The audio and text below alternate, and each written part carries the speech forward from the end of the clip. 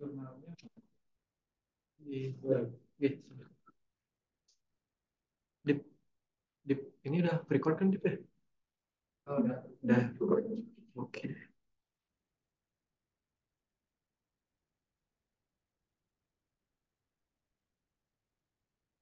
Screen.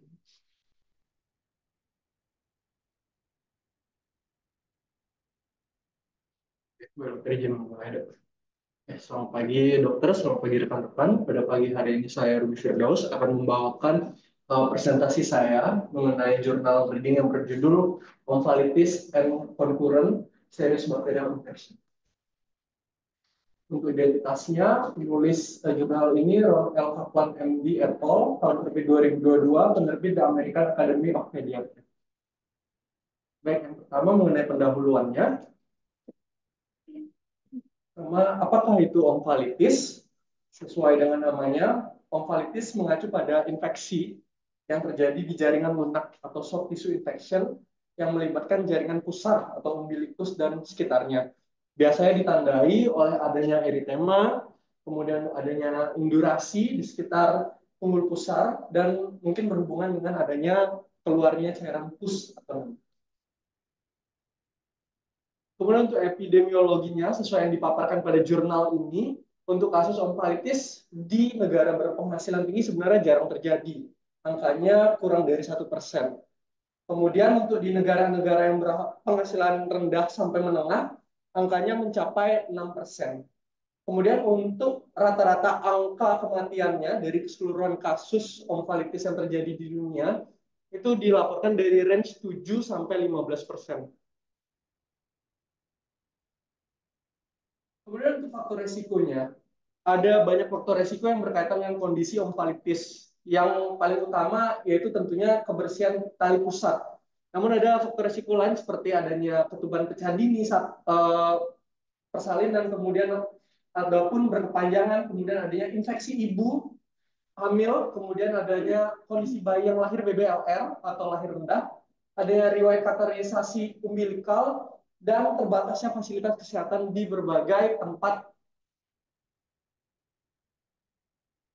Kemudian untuk etiologinya, karena ini merupakan suatu bentuk infeksi, maka etiologinya adalah patogen-patogen yang sering menginfeksi dari area umbilikal. Seperti yang tercatat adanya Staphylococcus aureus, Staphylococcus pyogenes, dan bakteri-bakteri gram negatif.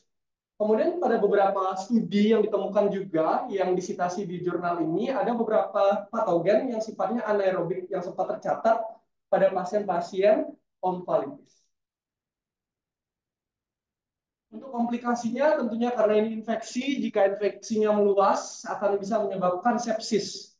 Kemudian juga komplikasi lain termasuk fasciitis necroticans, ada peritonitis juga, kemudian ada nekrosis usus, abses hati, dan trombosis vena porta. Kemudian dari tujuan penelitian ini, di mana untuk saat ini peneliti ingin mengetahui apakah dari pasien-pasien atau bayi yang menderita omfalitis itu ada kaitannya dengan infeksi serius yang terjadi di tubuhnya selain dari omfalitis itu, atau adakah keluhan-keluhan lain yang mendasari dari omfalitisnya.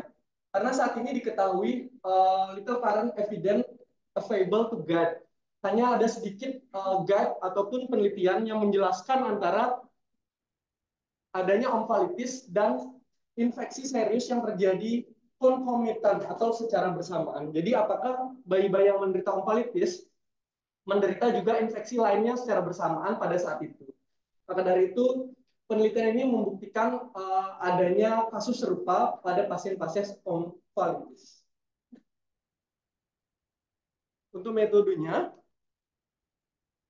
yang pertama, penelitian ini melibatkan kurang lebih 28 tempat pengambilan data, di mana terdiri dari 26 UGD pediatrik, mungkin maksudnya UGD di rumah sakit khusus anak yang ada di Amerika, seperti Michigan General Hospital, Massachusetts General Hospital, dan lainnya seperti tertera.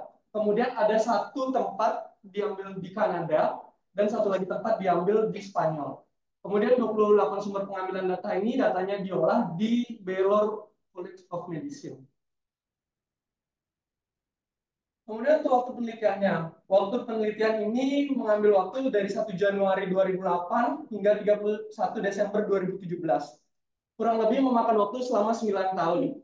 Untuk penelitian yang dilakukan kepada seluruh bayi yang berusia 90 hari atau lebih muda atau kurang yang memang terdiagnosis menderita omfalitis. Kemudian untuk desain penelitiannya berdasarkan pemaparan di jurnal dikatakan memanfaatkan kerangka dari PEMCRC atau Pediatric Emergency Medicine Collaborative Research Committee of the American Academy of Pediatrics. Dilakukan di 28 lokasi, desainnya studi retrospektif dan cross-seksional pada bayi yang didiagnosis secara klinis dengan omfalitis di IGD. Kemudian untuk sampel penelitiannya, seperti dikatakan tadi, mengambil seluruh bayi yang berusia 90 hari atau kurang. Kemudian untuk dapat mendiagnosa omfalitisnya, di mana dilakukan tegak apabila memenuhi satu dari salah satu empat gejala berikut. Pertama, eritema di sekitarnya, di sekitar umbilical, kemudian ada indurasi, kemudian ada fluktuasi, atau drainasi purulen. Kemudian pasien dieksklusi dari penelitian ini apabila terdiagnosa granuloma umbilicalis atau masalah tali pusat yang sifatnya non infeksi atau tidak ada hubungan dengan adanya infeksi. Kemudian untuk mengurangi bias pada penelitian ini karena dilakukan di berbagai tempat dan berbagai peneliti, maka dilakukan kesepakatan untuk mendefinisikan istilah-istilah secara bersama agar sifatnya tidak subjektif dan inkonsisten. Ada beberapa variabel yang dikatakan memiliki definisi operasional pada penelitian ini. Pertama dari riwayat dari demamnya. Dikatakan memiliki riwayat demam apabila memang pasien tercatat sempat memiliki suhu lebih dari 38 derajat Celcius di rumah atau pasien datang dengan keluhan itu merasakan hangat pada pemeriksaan secara langsung.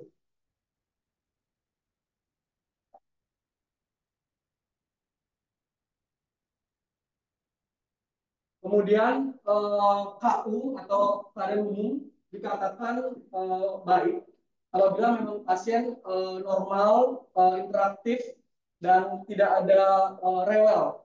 Kemudian dikatakan kurang baik apabila terlihat memang tidak interaktif, unresponsif, dan rewel. Kemudian apabila memang belum bisa disimpulkan maka dikatakan unclear. Kemudian adverse event atau kondisi lain yang dimaksud kondisi lain di sini adalah seperti misalnya adanya sepsis, shock, necrotizing, kemudian pemasangan intubasi, penggunaan vasopresor pada pasien, dan kematian pada pasien. Kemudian dikatakan pasien itu menderita serious bacterial infection jika memang ditemukan pertama bakterimia misalnya di darahnya memang ditemukan adanya patogen. Kemudian yang kedua, bakterial meningitis di cairan cerebrospinalnya memang ditemukan adanya patogen. Kemudian ISK atau urinary tract infection bila memang ditemukan adanya pertumbuhan lebih dari 50.000 koloni unit per mililiter dari single patogennya itu. Kemudian apabila tidak memenuhi daripada ketiga definisi ini, maka belum bisa dikatakan ada serius infeksi bakteri pada anak tersebut. Kemudian dikatakan mendapat surgical treatment apabila memang terdapat insisi atau drainase pada area infeksinya.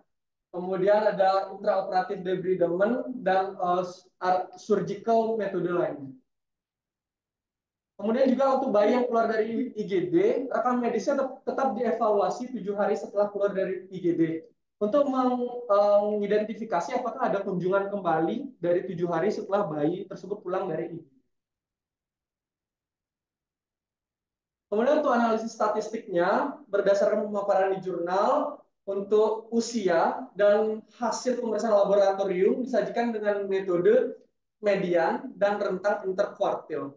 Kemudian untuk demografi, temuan historis, dan klinis, pemanfaatan kultur, prevalensi SBI, dan efek samping disajikan dalam kategorikal. Kemudian untuk pengolahan data dilakukan dengan analisis statistik menggunakan Microsoft Excel versi 16. Kemudian untuk hasil, yang pertama, dari penelitian yang dilakukan selama kurang lebih 9 tahun ini, ternyata tercatat 566 bayi yang mengalami omfalitis. Dengan usianya mediannya itu adalah 16 hari. Di mana tercatat 566 itu terdiri dari 265 perempuan dan 301 laki-laki. Kemudian dari 566 bayi itu ternyata sebanyak 461 atau 81% bayi sebenarnya tidak memiliki riwayat penyakit atau kondisi medis sebelumnya. Jadi tidak pernah didiagnosa penyakit tertentu. Kemudian dari 566 bayi yang omfalitis Nike, ternyata 95% bayi yang terdata itu datang dengan keadaan umum yang tampak baik secara klinis.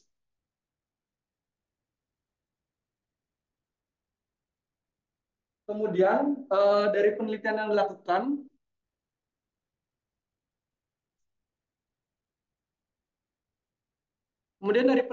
dilakukan, di mana ditemukan atau terkumpul 472 kultur darah yang berhasil dikumpulkan dari 566 bayi.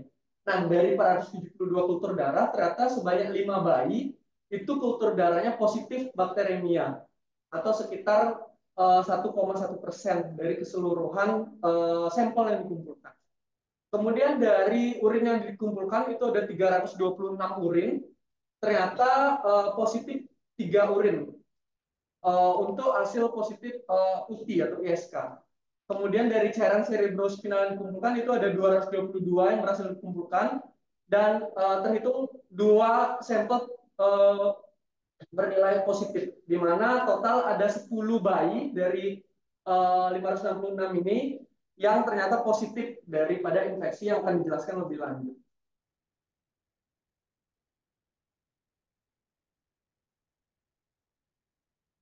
Berikut adalah data secara lengkap mengenai 10 bayi yang terduga atau telah bernilai positif dari hasil pemeriksaan kulturnya, di mana ada 5 bayi yang kultur darahnya positif, di mana positifnya itu pertama ada dari disebabkan oleh patogen methicillin sensitif Staphylococcus aureus atau MSSA. Kemudian ada juga Staphylococcus aureus, kemudian ada GBS atau grup B Streptococcus. Kemudian pada urin itu semua sampelnya positif E. coli yang akan dijelaskan lebih lanjut. Berikut adalah hasil kultur daripada site area atau di area sekitar umbilikalnya, di mana telah terkumpul 320 hasil kultur yang telah berhasil di swab dari area umbilikus, yang mana organisme yang paling sering ditemukan pada area yang menderita omfalitis ini adalah SA atau Staphylococcus aureus dengan sebanyak 11% methicillin resistan, kemudian 62% methicillin susceptible, dan sebanyak 6% yang unspecified. Kemudian yang selanjutnya diikuti oleh E. coli, dan selanjutnya diikuti sebanyak 4% oleh Klebsiella. Kemudian juga dari penanganannya diketahui dari 566 bayi terdapat 81 bayi yang akhirnya masuk ICU dan 12 bayi yang terdiagnosa shock atau sepsis di akhir penelitian ini. Kemudian angka mortalitasnya dari 566 bayi yang tercatat, ada 1 bayi yang meninggal pada penelitian ini dan 21 bayi mengalami kondisi lainnya. Kemudian untuk diskusi. Ada beberapa kesimpulan yang bisa disimpulkan dari data yang telah dipaparkan. Pertama, pada penelitian ini diketahui bahwa 5 pasien itu terdiagnosa bakterinya, di mana kelima pasien yang memang terlihat atau positif kultur darahnya ternyata secara klinis tampak sehat dan tidak demam saat di UGD. Jadi kita sebagai seorang klinisi tidak bisa hanya mengandalkan tampilan klinis saja saat melakukan penanganan pada pasien yang menderita omfalitis. Kemudian 8 dari 10 bayi dengan serius infeksi bakteri itu rata-rata berusia kurang dari 24 hari. Dan hanya 3 bayi dari 10 bayi itu yang mengalami demam. Dan tidak ada satupun yang digambarkan dalam kondisi tidak sehat. Maksudnya keadaan umumnya tampak baik dari 10 bayi yang memang menderita serius bakteri infection. Kemudian pada kasus ini dengan rendahnya tingkat SBI pada penelitian ini, di mana kasusnya itu ada 10 dari 566 pasien yang terdata, maka pada penelitian ini dikatakan pemeriksaan rutin darah dan cairan cerebrospinal pada bayi yang berusia kurang dari 21 hari tanpa demam dengan keadaan umum yang baik sebenarnya tidak diperlukan. Kemudian mengingat rendahnya frekuensi kejadian serious bacterial infection dan sifat penelitian yang retrospektif, penelitian ini tidak dapat mengevaluasi sebenarnya apa faktor resiko yang terjadi pada pasien-pasien SBI. Kemudian pada kasus juga diketahui meskipun bayi yang memiliki komplikasi pada akhirnya di belakang nanti memiliki nilai ANC yang rata-rata lebih tinggi, tapi secara statistik dijelaskan pada jurnal ini tidak ada kaitan yang cukup kuat yang bisa dibuktikan bahwa adanya ANC berkaitan dengan komplikasi pada pasien onkologitis. Kemudian pada pasien onkologitis justru USG harus dipertimbangkan, terutama pada pasien-pasien yang memang positif ISK. Dan kultur urin harus dilakukan pada pasien dengan kelainan urakal. Kemudian juga pada penelitian ini sempat dibahas, ada penelitian yang pernah dilakukan sebelumnya, yaitu pada tahun 1967 sampai 1985, di mana penelitiannya sama, omfalitis juga, itu melibatkan 85 pasien, di mana angka kejadian kultur darah positifnya itu jauh lebih tinggi dibandingkan penelitian yang baru dilakukan ini, yaitu sebesar 13%, dan angka mortalitasnya justru lebih tinggi, yaitu sebesar 7%. Yang mana data ini jauh lebih tinggi dari data yang dilakukan pada penelitian ini. Kemudian juga mengingat sifat penelitiannya yaitu retrospektif, yaitu ke belakang, tidak ada cara untuk mengetahui mengapa beberapa bayi ini dilakukan kultur dan beberapa bayi tidak dilakukan kultur. Karena tidak semua data didapatkan. Kemudian untuk kesimpulannya, sesuai dengan tujuan awal penelitian ini, tujuannya untuk mengetahui apakah bayi-bayi yang datang dengan omfalitis ini sebenarnya punya resiko terhadap serius infeksi bakteri yang terjadi secara bersamaan selain omfalitis itu. Di mana dijelaskan pada kesimpulan bahwa dalam penelitian multicenter ini ditemukan bahwa prevalensi infeksi bakteri yang lebih serius atau kondisi lain yang terjadi secara bersamaan dengan kejadian omfalitis ternyata sangat rendah. Kemudian untuk tes cairan cerebrospinal dan darah mungkin tidak diperlukan apabila pasiennya itu sudah berusia lebih dari 21 hari. Kemudian justru pemeriksaan kelainan urakal pada pasien omfalitis dengan USG yang harus dipertimbangkan.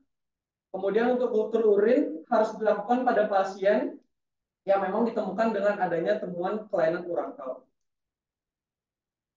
Berikut adalah referensi yang digunakan untuk menyusun jurnal. Oke, mungkin sekian pemaparan presentasi. Saya kembalikan lagi ke dokter.